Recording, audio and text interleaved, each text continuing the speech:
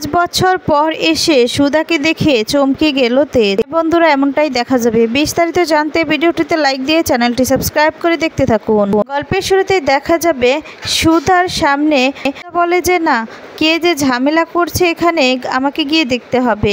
আর তখন দেখা যাবে প্রিয়তম তখন বলে আপনি কোথায় যাবেন বলুন। আর তখন বলে এই যে আমাকে তো যেতেই হবে। অসহায় মানুষকে যেমন নিজেই ধাক্কা দিয়েছে আবার নিজেই মারধর করছে। মানুষের কি কোনো মূল্য নেই? জীবনের কি কোনো দাম নেই?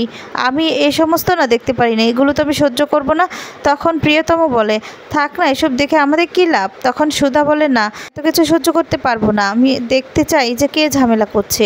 আর তখন প্রিয়তম বলে আচ্ছা ঠিক আছে, আপনি বসুন, আমি দেখছি। এই বলে প্রিয়তম যায়।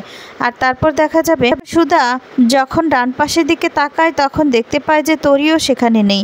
আর বলে তরি কোথায় গেল, এই বলে চিৎকার করতে থাকে। ওদিকে দেখা যাবে লোকজনকে তেজ মারতে থাকে আর বলে সর, এখান থেকে সর।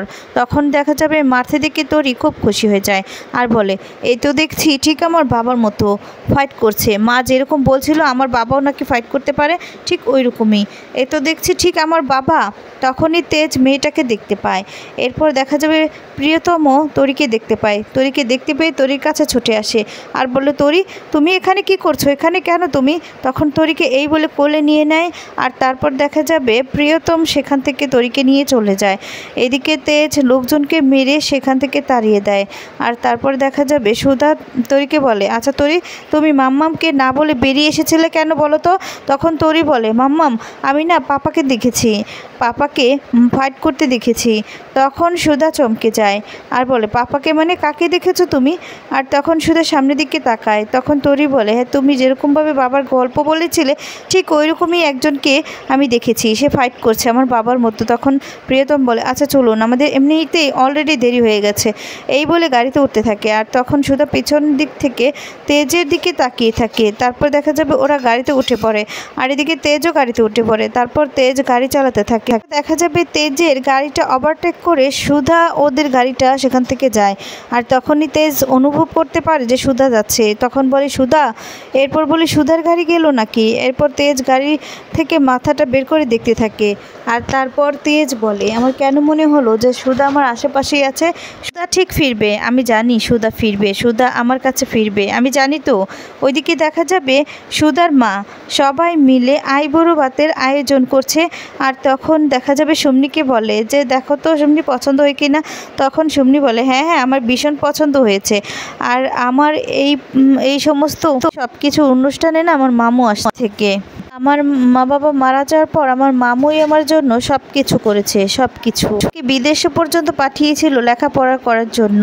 আমার মামুই আমার জন্য সব কিছু, আর তার জন্য স্পেশালভাবে কিছু আনবো। আর তখন দেখা যাবে বলতে থাকে যে সুধার মা হ্যাঁ ঠিক আছে।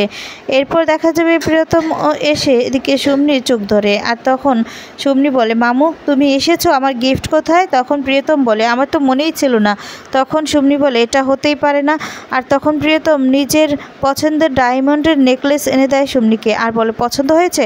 তখন সুমনি বলে পছন্দ হবে না আবার, কিন্তু আমার তো আর 2টা গিফট, সেটা কোথায়? ওই যে বলেছিলে স্পেশাল। তখন বলে ওই তো ওরা। আর তখন তরিকে নিয়ে সুধা ভিতরে আসে। এরপর সুধাকে দেখে খুব খুশি হয়ে যায় সুমনি। তারপর দেখা যাবে এদিকে তেজ মডেলিংয়ের ছবিগুলো দেখে প্রচণ্ড রেগে যায়। আর তখন দেখা যাবে বলতে থাকে এসব কি, এসব কি, এসব হ্যাঁ এসব কোনো ছবি হলো? এই তো কোনো মডেলিং ছিল না। তোদেরকে কতবার বলবো যে মডেলিং হতে হলে একদম সুন্দর, যাতে করে সবাই দেখে চমকে যায়, আবার ভিড়ের মধ্যে সে একজন সেরা হবে। ওইদিকে দেখা যাবে সুধাকে দেখে সৌমিত খুব খুশি হয়। আর তখন বলে বাবা মামু সারপ্রাইজটা আমার ভীষণ পছন্দ হয়েছে, একবার আমার বিয়েটা হয়ে যাক, তারপর তোমার বিয়েটাও আমি করিয়ে দিব। তখন সুধা এসে বলে আমি রুক্মিণী। তখন সুমিত বলে যে আমি জানি, আমি তরি। এরপর দেখা যাবে বলে আমি জানি ছোটমণি, তোমার কথা তো আমার মামু অনেক বলে, অনেক। আর বলে যে তোমার সঙ্গে আমার অনেক কথা কথা আছে, বুঝতে পেরেছো? আর তখন দেখা যাবে তোরই বলে ঠিক আছে। এরপর ওদিকে দেখা যাবে কে ফোন করে তেজ, আর তখন বলে সঙ্গী এগুলো কোনো ছবি হলো? তুমি তো জানতে এরকমভাবে ছবি তুলবে না, তারপরেও এক্ষুনি তুমি অফিসে আসবে। আর তখন সঙ্গী বলে দেখুন স্যার, আজকে আমার আইবুড়ো ভাত, আপনাকে তো আমি বলেছিলাম যে কয়দিন পরেই আমার বিয়ে। তেজ তখন বলে আমি জানি না অত কিছু, তোমাকে এখনই আসতে হবে। তারপর দেখা যাবে সঙ্গীত তখন বলে যে কথা না মানতে চাইলে এদিকে দেখা যাবে সুধা তখন সঙ্গীর কাছে আসে, সে তখন বলে যে দাও তো। আর কথাগুলো শুনে তখন ফোনটা কেড়ে নেয়, নিয়ে তখন দেখা যাবে তখন কথা বলতে থাকে। তখন ফোনটা কেড়ে নিয়ে বলে দেখুন ওর আজকে আইবুড়ো ভাত, ও কিছুতেই আজকে আসতে পারবে না। তার কণ্ঠ শুনে তো তেজ অবাক হয়ে যায়। আর তখন বলে এ কি, এটা কার কণ্ঠ? কে আপনি? দিনটার জন্য অন্তত আপনার ছুটি দেওয়ার দরকার। তখন জিজ্ঞেস করে যে আপনি কে? আর তখন সুধা বলে দেখুন আপনার সাথে আমার কোনো কথা বলার ইন্টারেস্ট নেই, এই বলে সুধা ফোনটা রেখে দেয়। আর তারপর দেখা যাবে তেজ বলতে থাকে কে ছিল এটা? একদম সুধার কণ্ঠ, সুধাই তো। এখন বলে না না, আমাকে এক্ষুনি যেতে হবে এক্ষুনি, সুধার কণ্ঠ শুনলাম। এই বলে তেজ তখন পাগলের মতো করতে থাকে।